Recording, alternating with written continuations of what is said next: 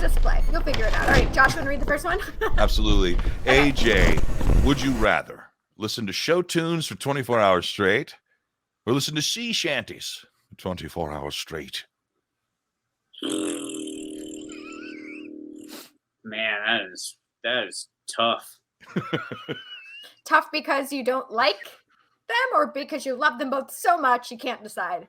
Oh man. You said no wrong answers, right? There's no wrong answers. I could not hate either one more. Okay. I'm gonna go with show tunes. I think I could do show tunes. Okay. Because there's drinking involved, possibly with sea shanties. You know what I mean? There's drinking. That's even worse. I can't even enjoy the sea shanties being shit-faced and learning them. But the Weller Man. Okay, so we're going show tunes. Okay. Weatherman come. Tea and rum. Okay, here's the next one. Would you rather, AJ, perform with the most recent band you saw live or perform with the first band you ever saw live? Oh. That's a picture of Jude, by the way. Yeah, Jude in a kiss show? That ain't happening. Huh. I don't know. That's another really tough one.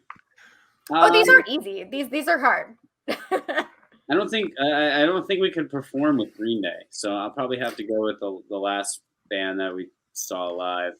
So, Beartooth. Oh, that's cool. Beartooth, okay. Yeah. Beartooth is a good one. Okay, but you never know. I mean, Green Day. Yeah, never say never. I don't think that's a good mix. Okay, fair enough. Okay. I'm not gonna say never. I'm open to it, but I don't think it's gonna be a good mix. You guys do play more than 3 chords, so I will give you that. Oh, I see. All right, Josh. Would you rather, my friend, write a concept album based on comic books or write a concept album based on cryptids? I'm gonna have to go with comic book. I feel like I'd have to really deep dive into cryptids. Not that I don't appreciate cryptids. I feel like I would give personally more to comic books, especially villains. Okay, perfect. Right answer. Good answer. Okay, here's the next one. AJ, this one's tough. Would you rather do a worldwide tour of Knotfest or perform at Lollapalooza? That's an easy one, Knotfest. For sure. Lolla's overrated nowadays. Is it? Oh, man. Well, not for bands. I think absolutely Lollapalooza is not a band-friendly show anymore. It's a act-friendly show of pop, and that's not a bad thing. You know what I mean? It's just different. It's just a different vibe these days. So I would give anything to be a part of Knotfest. Okay, putting that out there in the universe. Yeah. All right, next one, Josh.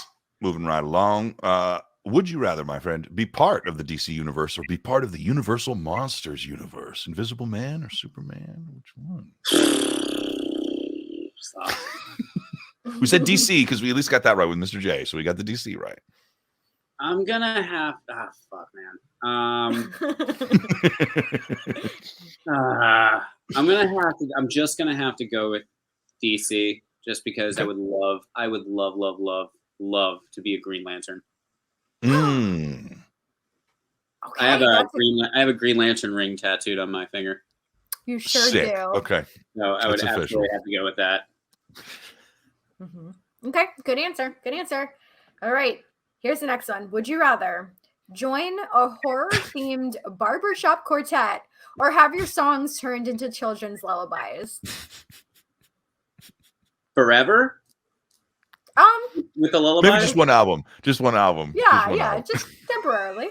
And we're someone else is. It's kind of like a kid's bop. Like someone else is going to make them into that. Yes. Horror-themed barbershop quartet.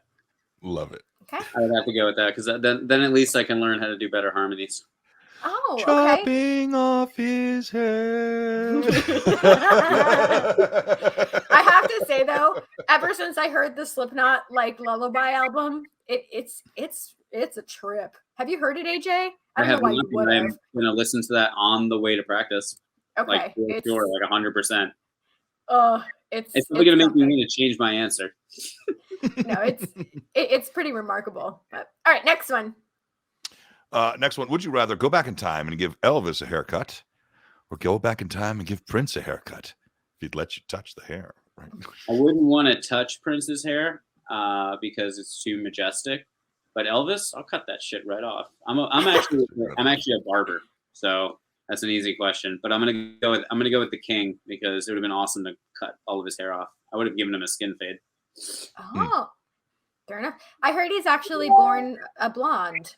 Yep, that's all dye job right there.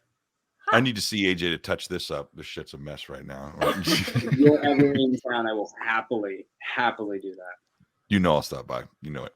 Aw, making connections. All right, AJ, the final one. Like I said, it's going to come full circle. So this is full circle. Would you rather only be able to watch Teen Wolf or only be able to watch An American Werewolf in London? That is the easiest question on the face of the earth, and it's American Werewolf in London. That is my all-time favorite horror movie. All-time favorite. When I saw you at Spooky, I was wearing an American Werewolf. Actually, that design on a T-shirt from Fright Rags. If you go back and you listen to the EP on a song called Torn Heads, we actually used the soundbite from the Moor. That is amazing. And it is seriously one of the great, obviously, they're both great films, but American Werewolf in London is one of the greatest cinematic, how revolutionary with when the werewolf was changing, and Bad Moon Rising, and yeah, it's special. It's a thing from the soundtrack to the fact that it was just one of like the really first like best like horror comedy films to like come out. It's just such great humor. Like nothing beats that scene in the movie theater when he's in the porno theater talking to like all of his victims. Like it's just there's so many things. Just the banter between him and Jack. It's so good. It's one of those things like I have to revisit that movie like every other month.